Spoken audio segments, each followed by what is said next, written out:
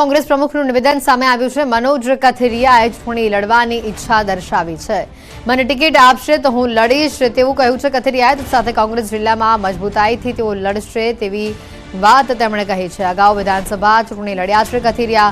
પ્રદેશ કોંગ્રેસ જેને ટિકિટ આપે તેને અમે જીતાડી દઈશું। મારી લડવાની તૈયારી કે અન્ય ઉમેદવારની લડવાની તૈયારી અમારી સંપૂર્ણપણે તૈયારી છે।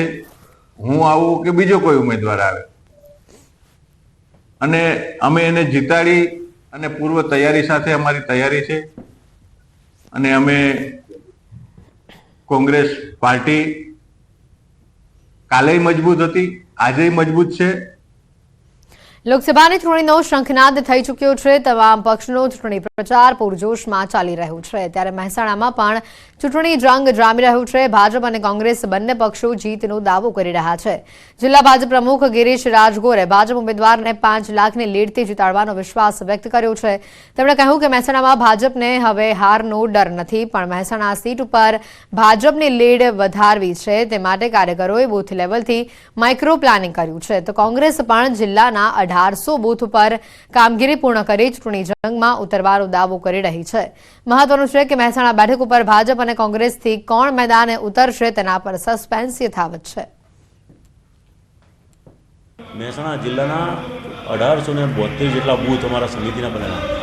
દરેક બૂથ ઉપર આજથી 4 મહિના પહેલાં અમે 14 લોકોની સમિતિ બનાવી। એમાં વોટ્સએપ ઇન્ચાર્જ, બૂથ ઇન્ચાર્જ, લાભાર્થી ઇન્ચાર્જ, આમાં મેં તમામ યોજનાનો ઇન્ચાર્જ બનાવી અને બધાની જોડે ટેલિફોનથી વેરિફિકેશન કોડ લઈ અને એક બૂથ ઉપર 14 લોકોની ટીમ એટલે આખી 14ની ફોજ ખડકી દીધી છે। કોંગ્રેસ પ્રચાર કરશે અને લોકોના પ્રાણ પ્રશ્નો, બેરોજગારી, મોંઘવારી જે પ્રશ્નો છે તે ઉઠાવી અને પ્રજા સમક્ષ જઈ અને આ વખતની લોકસભા જીતવાનો કૃતનિશ્ચય બની અને કાર્યકરો એકજૂથ થઈ અને આ પર્વમાં, લોકશાહીના પર્વમાં સર્વે સમાજ સાથે રાખી અને અમે કોંગ્રેસને જીતાડવા કટિબદ્ધ થઈશું।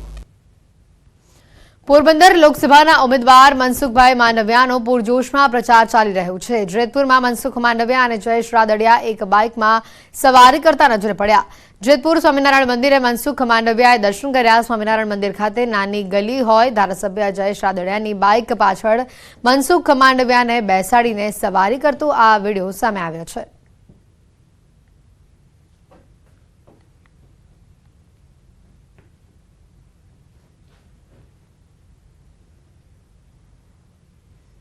અને હવે વાત કરીશું ગુજરાતવાસીઓએ ગરમી માટે તૈયાર રહેવું પડશે તેની।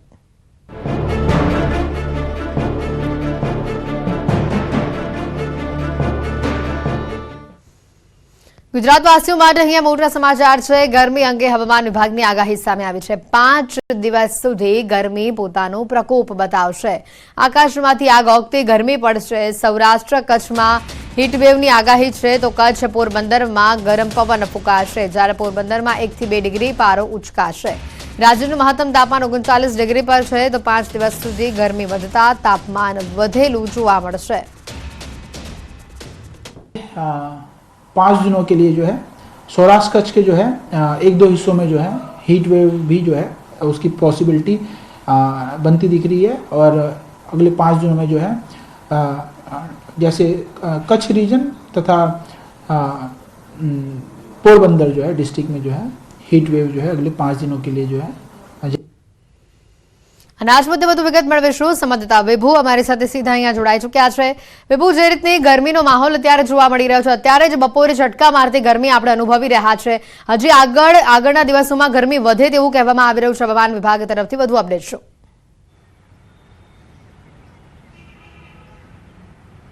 હેતવી, અત્યારે ઉત્તર પૂર્વના પવનો ફૂંકાઈ રહ્યા છે અને તેના કારણે બેવડી ઋતુનો પણ અહેસાસ થઈ રહ્યો છે। વહેલી સવારે છે તે ઠંડા પવનોને કારણે થોડી ઠંડીનો અહેસાસ થાય છે, પરંતુ બપોર થતાં જ ઉનાળાની ગરમીનો અહેસાસ શરૂ થઈ ગયો છે।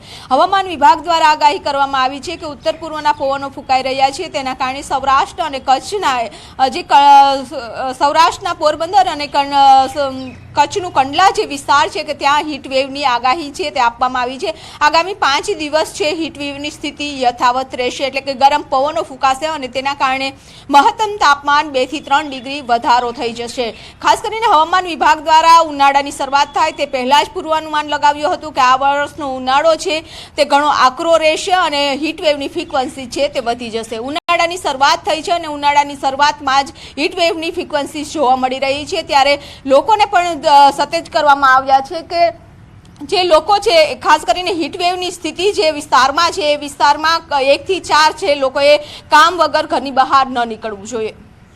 બિલકુલ વિભુ, આભાર માહિતી બદલ. તો જે રીતે ગરમીનો પ્રકોપ જોવા મળી રહ્યો છે, આવનારા 5 દિવસ પણ આ જ પ્રકારે તાપમાન વધતું જોવા મળશે. તો બેવડી ઋતુની અસર લોકોના સ્વાસ્થ્ય ઉપર થઈ રહી છે. સોલા સિવિલ હોસ્પિટલમાં છેલ્લા 1 સપ્તાહમાં જે કેસો સામે આવ્યા છે, ઓપીડી સામે આવી છે, 11,135 ઓપીડી નોંધાઈ છે. ડેન્ગ્યુના કુલ 90 સેમ્પલ લેવામાં આવ્યા હતા, જેમાંથી 1 પોઝિટિવ કેસ નોંધાયો છે. છેલ્લા 1 સપ્તાહમાં મેલેરિયાના 266 સેમ્પલ લેવામાં આવ્યા છે. તો વાયરલ ઇન્ફેક્શનના 1448 કેસ નોંધાયા છે.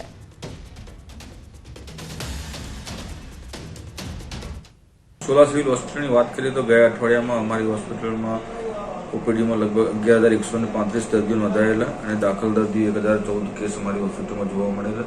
એમાં વિવિધ પ્રકારના ડેન્ગ્યુ, મેલેરિયા, ચિકનગુનિયા, ઝાડા ઉલટીના, વાયરલ હેપેટાઇટિસ ઇન્ફેક્શનના કેસ જોવા મળ્યા. એમાં વાયરલ ઇન્ફેક્શનના કેસ 1448 ગયા અઠવાડિયામાં નોંધાયેલા અને સ્વાઇન ફ્લૂના 2 દર્દીઓ અમારી હોસ્પિટલમાં ગયા અઠવાડિયામાં નોંધાયેલા હતા. વર્ષ પહેલા બનેલો બ્રિજ જર્જરિત થયો, બ્રિજમાં તિરાડો પડી ગઈ. વર્ષ 2019માં 43.88 કરોડના ખર્ચે બનાવાયો હતો આ બ્રિજ. ઓવરબ્રિજ ઉપર ગાબડા પડવાની પણ ફરિયાદો. નીચેના ભાગમાં તિરાડો પડી જતા ઓવરબ્રિજ થયો ક્ષતિગ્રસ્ત. મોટી દુર્ઘટના થવાની સ્થાનિકોમાં ભીતિ. પાલિકા પ્રમુખનો સબસલામતનો દાવો. નબળી કામગીરી કરીને બ્રિજના કામમાં વ્યાપક ભ્રષ્ટાચાર કર્યો હોવાનો સ્થાનિકોનો આરોપ. જવાબદાર કોન્ટ્રાક્ટર સામે કાર્યવાહી કરી ઓવરબ્રિજનું તાત્કાલિક સમારકામ કરવાની ઉઠી માંગ. જીમેલ એકાઉન્ટ બંધ થતા અરજદારની હાઈકોર્ટમાં પિટિશન. બાળપણનો ફોટો મૂકતા ગૂગલે ચાઇલ્ડ ન્યુડિટીનું ઉલ્લંઘન ગણીને એકાઉન્ટ બંધ કર્યું. હાઈકોર્ટે ગૂગલ અને સરકાર પાસે માંગ્યો જવાબ. 26 માર્ચ સુધીમાં જવાબ આપવાનો આદેશ. યાત્રાધામ દ્વારકામાં જગત મંદિરે હોળી ફૂલડોલ ઉત્સવને લઈને જોરશોરથી તૈયારીઓ શરૂ. મંદિર પરિસરના વિસ્તારમાં શ્રદ્ધાળુઓને તડકાથી બચાવવા મંડપ સહિતની સુવિધા ઊભી કરવામાં આવી. કીર્તિ સ્તંભથી લઈને સ્વર્ગ દ્વાર 56 સીડીથી મંદિરમાં મળશે પ્રવેશ. દેવભૂમિ દ્વારકાના કલેક્ટર જીટી પંડ્યાના માર્ગદર્શન હેઠળ સુચારુ રીતે દર્શન થાય તેવી વ્યવસ્થા કરવામાં આવી. દર્શનાર્થીઓ માટે શામિયાણા સહિતની સુવિધાઓ ઊભી કરવામાં આવી. દ્વારકામાં હોળી ફૂલડોલ ઉત્સવને લઈને લાખો શ્રદ્ધાળુઓ મળશે. અંબાજી દારૂનું વેચાણ કરી ગુજરાન ચલાવતી આદિવાસી મહિલાઓને પોલીસે ચીંધી નવી રાહ. પોલીસે નાણાં એકત્ર કરીને મહિલાઓને શાકભાજીનો વેપાર શરૂ કરવામાં બન્યા મદદરૂપ.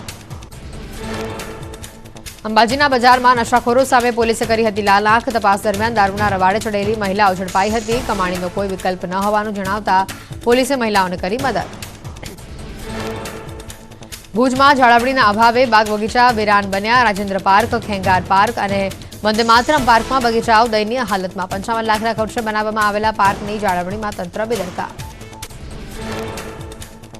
બગીચાઓમાં સાફ સફાઈના અભાવે જોવા મળી રહ્યા છે કચરાના ઢગલા. ગંદકીથી ખદબદતા પાર્કમાં લોકોના આરોગ્ય સાથે થઈ રહ્યા છે ચેડા. સિક્યુરિટી ગાર્ડની પણ નથી વ્યવસ્થા. અનેક રજૂઆતો છતાં તંત્રના ખાડાકા. બોર્ડના પેપર લેવા આવેલા શિક્ષકો ગરમીમાં શેકાયા. લુણાવાડાની એકે હાઈસ્કૂલમાં વિદ્યાર્થીઓનો અભાવ. હાઈસ્કૂલમાં સુવિધાઓનો અભાવ. ધમધકતા તડકામાં શિક્ષકો છાંયડો શોધતા જોવા મળ્યા. ભરૂચ બેઠક ઉપર ચૂંટણી માટે તંત્ર તૈયાર. જિલ્લા ચૂંટણી અધિકારીએ પ્રેસ કોન્ફરન્સ કરીને આપી માહિતી. 12 એપ્રિલે ચૂંટણીનું જાહેરનામું પ્રસિદ્ધ કરાશે. 19 એપ્રિલે ભરી શકાશે ઉમેદવારી ફોર્મ. 4 જૂને કેજે પોલિટેકનિક ખાતે થશે મતગણતરી. સાયબર માફિયાએ પ્રભુ વસાવા ફેક ફેસબુક એકાઉન્ટ બનાવ્યું. બારડોલી લોકસભા બેઠકના ઉમેદવાર છે પ્રભુ વસાવા. સોશિયલ મીડિયા ઉપર પોસ્ટ મૂકીને લોકોને સાવચેત રહેવાની કરી આપી. પોરબંદર લોકસભા બેઠકના ભાજપના ઉમેદવાર મનસુખ માંડવિયાએ શરૂ કર્યો ચૂંટણી પ્રચાર. ધોરાજીના તોરણિયામાં નકલંગ ધામ આશ્રમમાં કર્યા દર્શન. ચૂંટણી પ્રચાર શરૂ કરતા પહેલા સંતોના લીધા આશીર્વાદ. વડોદરાના અવાખલ ગામે કોંગ્રેસ અને આમ આદમી પાર્ટીના કાર્યકર્તાઓની સંયુક્ત બેઠક યોજાઈ. ઇન્ડિયા ગઠબંધનના ઉમેદવાર ચેતર વસાવા રહ્યા હાજર. શિનોર તાલુકાના મતદાતાઓ વચ્ચે જવાની રણનીતિ અંગે બેઠકમાં થઈ ચર્ચા. સાબરકાંઠાના અરવલ્લી જિલ્લાના પૂર્વ ઉમેદવારની બેઠક યોજાઈ. ઉમેદવારી માટે તુષાર ચૌધરી, રાજેન્દ્રસિંહ કુપાવતના નામ અપાયા. બેમાંથી એક ઉમેદવારની પસંદગી કરવાની માંગ. ભાવનગરના ભાજપ ઉમેદવાર નીમુબેન બાંભણિયાએ કર્યો ચૂંટણી પ્રચારનો પ્રારંભ. બોટાદના લાઠીદડ ગામે કાર્યકર્તાઓ અને સ્થાનિકો સાથે યોજી બેઠક. જંગી લીડથી જીતવાનો આશાવાદ કર્યો વ્યક્ત. વલસાડ બેઠકના ભાજપ ઉમેદવાર ધવલભાઈ પટેલનું ડાંગ જિલ્લામાં અભિવાદન કરાયું. ડાંગના ધારાસભ્ય વિજય પટેલ ધવલ પટેલને સમર્થન આપવા હાકલ કરી તો કોંગ્રેસના અનંત પટેલને વિકાસ વિરોધી ગણાવી જંગી લીડથી જીતનો દાવો કર્યો. નર્મદાના રાજપીપળામાં ભાજપનું અદ્યતન કાર્યાલય કમલમ નર્મદા ખાતે તૈયાર કરવામાં આવ્યું. આવતીકાલે CR પાટીલના હસ્તે થશે કાર્યાલયનું ઉદઘાટન. રાજપીપળામાં યોજાશે વિશાળ બાઇક રેલી. 6 કરોડના ખર્ચે કાર્યાલયનું થયું છે નિર્માણ. જામનગર બેઠકને લઈને કોંગ્રેસ નેતા મનોજ કથિરિયાનું નિવેદન. કહ્યું, પ્રદેશ કોંગ્રેસ જેને ટિકિટ આપે તેને અમે જીતાડી દઈશું. મોવડી મંડળ મારા ઉપર કળશ ઢોળશે તો હું ચૂંટણી લડીશ. સાંસદ પૂનમ માડમે દ્વારકાધીશ ચાલીને જતા પદયાત્રીઓના સેવા કેમ્પની મુલાકાત લીધી. ખંભાળિયા પાસે SR પાવર ગ્રુપે પદયાત્રીઓ માટે શરૂ કરેલા કેમ્પનું પૂનમ માડમે કર્યું ઉદઘાટન. મોરબીમાં સિરામિક યુનિટમાં કામ કરતા શ્રમિકોમાં ફેફસાની બીમારી સિલિકોસિસનું પ્રમાણ વધ્યું. આ બીમારીની સારવાર ખર્ચાળ હોય છે. શ્રમિકો નબળી આર્થિક સ્થિતિને લઈને સિરામિક એસોસિએશન આ બીમારીને લઈને કોઈ પગલાં લેવાય તે જરૂરી. ગુજરાતનું સૌથી મોટું સાબરકાંઠા વદરાળનું વેજીટેબલ એક્સલન્સ સેન્ટર ઇઝરાયલની આધુનિક પદ્ધતિથી થાય છે. અહીંયા રોપા તૈયાર. વિદેશી અધિકારીઓ પણ ખેતી શીખવા માટે પહોંચ્યા વદરાળ. ભરૂચમાં નિવૃત્ત પોલીસ કર્મીની અનોખી અંતિમ વિદાય. ભરતસિંહ રાજપૂતની વાજતે ગાજતે નીકળી અંતિમ યાત્રા. સ્મશાનમાં શહેનાઈ સાથે અપાયા તેઓને અગ્નિ સંસ્કાર.